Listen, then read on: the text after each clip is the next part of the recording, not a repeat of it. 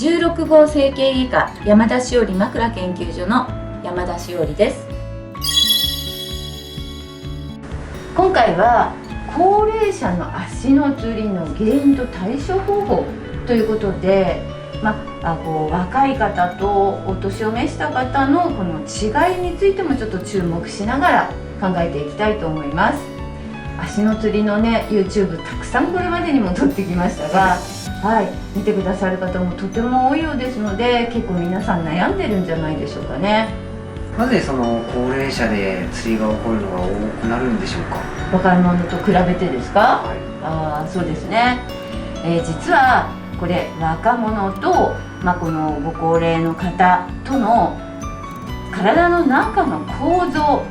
もちろん行動も変わってきますが、この身体的な体の状況っていうのが2つのこの分類の中で随分と差が出てくるからなんですよね。こちらご覧ください。ご高齢の方、どうしてもこのつりの頻度がアップしてしまう。例えば当院に来る患者様だと、もう一晩に3回も4回も足がつって目が覚める。それがほとんど毎日のように起こる。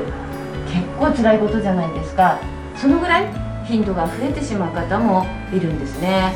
なかなかやっぱり10代20代の方でそこまで頻度が高く足がつるっていうのはそれほど効かないけれども、ご高齢の方になると毎日毎日の外来で本当に多くの方がそのように頻繁に足がつることを訴えられます。それには2つの、体の中の問題っていうのがあって、分けると内科的な体身体状況と整形外科的な身体状況というふうに分けられると思うんですね。より詳しく見てまいりましょ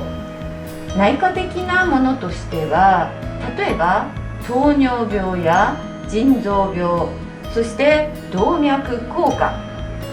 呼吸器肺や気管の問題、また脳の病気、そして基本的な体の中の水分やミネラルバランス、こういったものっていうのは年齢とともに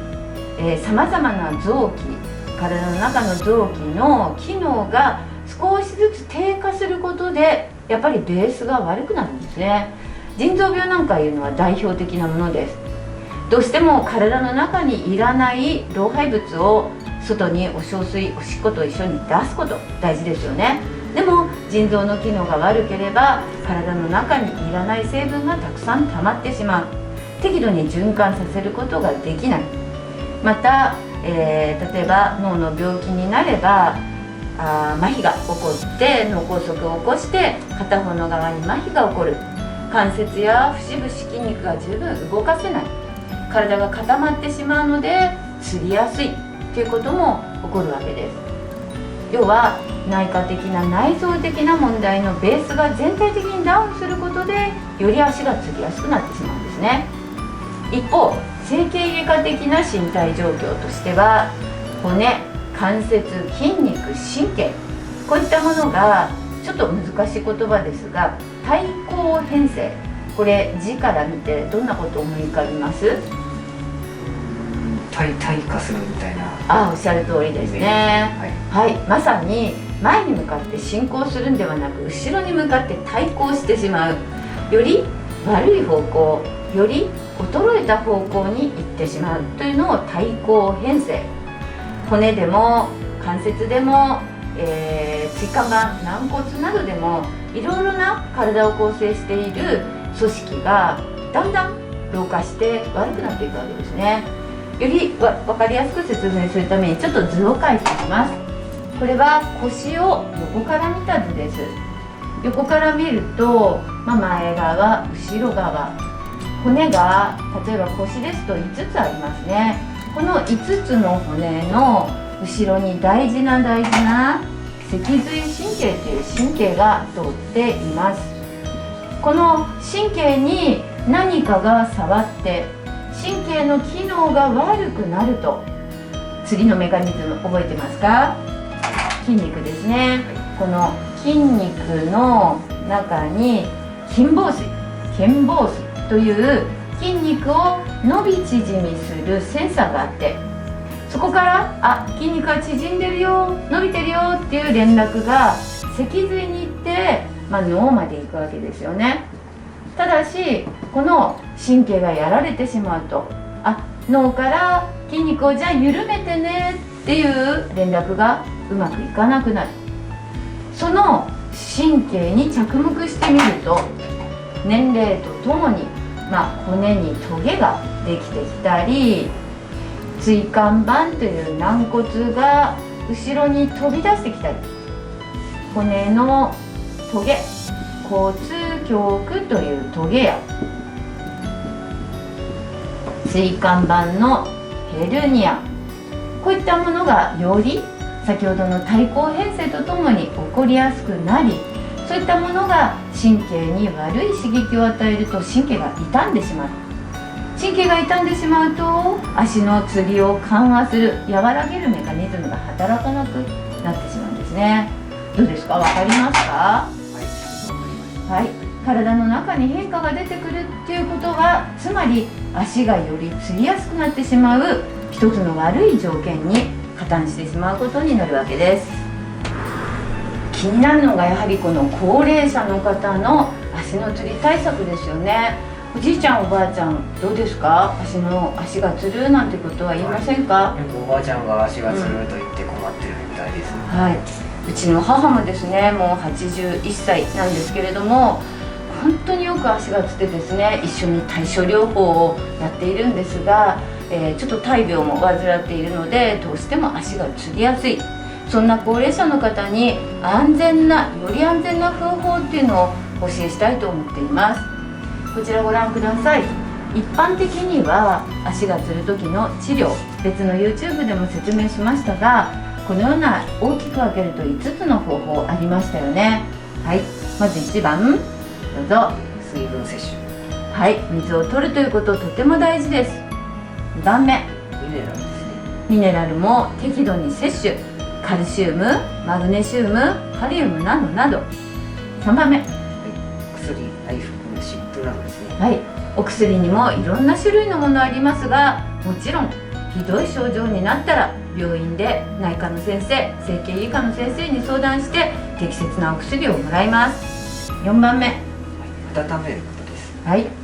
最後に、はい、運動です。そうですね、外側から温めるお風呂、それから、電気毛布や湯たんぽ、そして、ホットカイロみたいのもありますね。こういったもので温めること重要です。はい、最後に運動ですね。運動、よく筋肉を動かして運動する。これによって熱が生産されるし、余った水分、こういったものを全部リンパ管から戻し、むくみやこのつりを予防することができます。運動もとても大事です。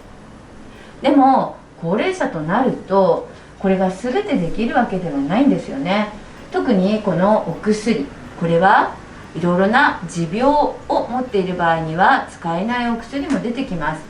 湿布ですら貼ってはいけないこともあるんですね。そうなんです。湿布もですね、結局血液内に入るので、制限されている方もいらっしゃいます。またこの水分摂取、ミネラル、食べ物、このあたりも、ご高齢の方だと腎臓病を持っているとか肝臓病を持っているなどという内臓疾患、血圧が高い、糖尿病がある、こういった方々はさまざまな水分や食事の制限をされていることがあるので、いくらでもどんどんお水飲んだ方がいいですよ、こういうもの食べてください、私が医者の立場でもなかなか難しいアドバイスになってまいります。ですので、温めるとか運動は適度にはもちろん大丈夫ですが、高齢者になるとこのような治療も少し難しくなってくるということを念頭に置いてください。そこで最後に、より安全で、決してこちらに関しては、内科の先生のストップがかかるとかやっちゃいけないってことがない方法を列挙しました。ご覧ください。より安全な方法として、まず入浴中の体操、節々を軽く動かす。特に足がつる方は膝や足首をよく動かす、股関節も動かした方がいいですね。体操をするっていうことを入浴中にやるとより効果が出ます。また寝る前のストレッチ、決してヘビーにやる必要はないので、軽くさまざまな足、腰、腕、そういったところをよーくストレッチして動かすことによって寝る前の準備をしてください。これが夜間のつり、就寝中のつりを和らげてくれます。次に長ズボンやレッグウォーマー、腰から下を冷やさないこと大事ですね。これは冬ばかりではありません。夏も冷房がかかっている場合には、扇風機がかかっている場合には、腰から下を冷やさない工夫は必ずしてください。最後に私たちが強く伝えたいメッセージ、これが寝てる間にじーっと寝てしまうんではなく、適度に腰や足を動かす寝返り、これができるような寝具環境を整えること。ベッド、布団、上掛け、もちろん一番重要な枕、この枕を使うことでコロコロと寝返りがしやすい。寝返りができれば足も動かすことができますので、全体的に血液循環が良くなるわけですね。じーっと寝てしまうことはいいことではありません。はい、ご高齢者の方の足のつり、いろいろな問題点から解決方法まで今日は解説してきました。できれば安全な方法でしっかりと今日の今晩の足のつりを予防していただければと思います。ぜひ試してみてください。この動画をご覧くださった皆さん、高評価、チャンネル登録お待ちしています。よろしくお願いいたします。